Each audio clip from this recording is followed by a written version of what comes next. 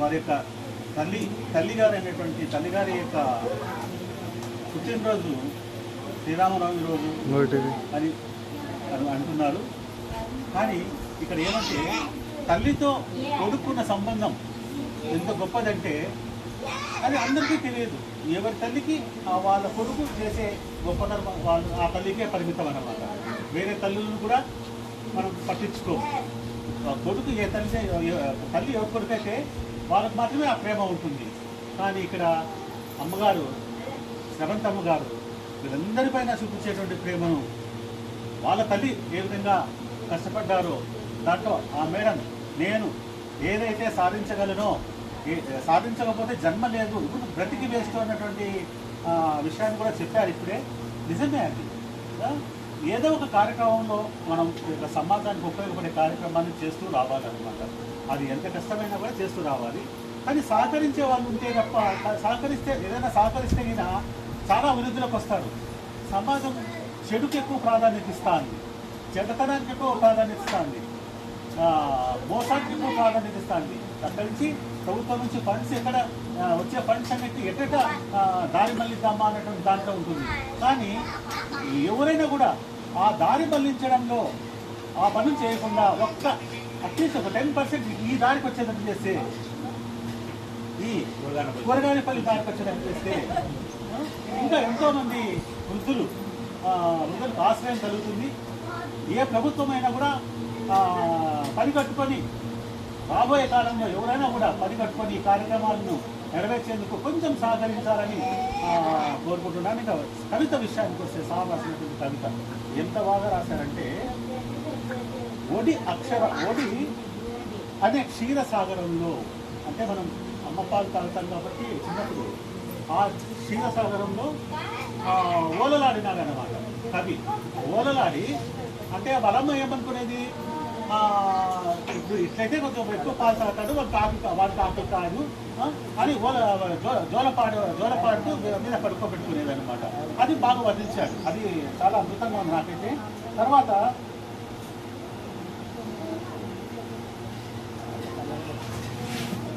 మా అమ్మ కనుపాప క్రమశిక్షణలో పెరిగాను అన్నాడు. ఇది మాత్రం నిజమే. మా అమ్మ కనుపాప క్రమశిక్షణలో పెరిగాను. కనుపాప క్రమశిక్షణ అంటే ఏమి? అమ్మ చెప్పిన రీతిలో మారినాడు. అమ్మ చెప్పిన రీతిలో మారినాడు అన్నమాట. ఒకప్పుడు ఎన్నో సమాజం మెచ్చుకోలకు సంబంధించినటువంటి విషయాలు చేయకపోయినా కూడా రాను అవన్నీ మర్చిపోయి ఏదైతే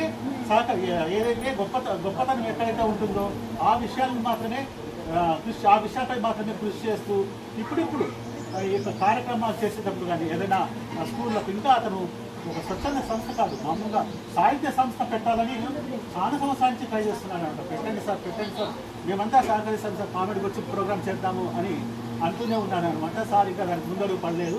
ఈసారి కూడా నిన్న కూడా చెప్పాను, సార్ మీరు పెడితే నేను కూడా అక్కడికి నా సంస్థ తీసుకొచ్చి నేను కూడా కలిసి పెట్టుకుందాం సార్ అని అది కూడా చెప్పాను అనమాట. ఏదో ఒక కార్యక్రమం అలాంటి కార్యక్రమం చేస్తూ ముందుకు తీసుకోవడానికి సహకరించాలి. ఇంకో విషయం చెప్పాడు, ఇక్కడ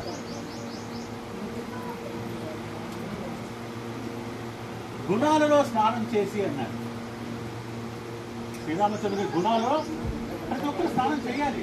రోజుకి ఒక్కసారైనా స్నానం చేయాలి. చేత కాదు, ఆ చన్నీళ్ళు తట్టుకోలేము.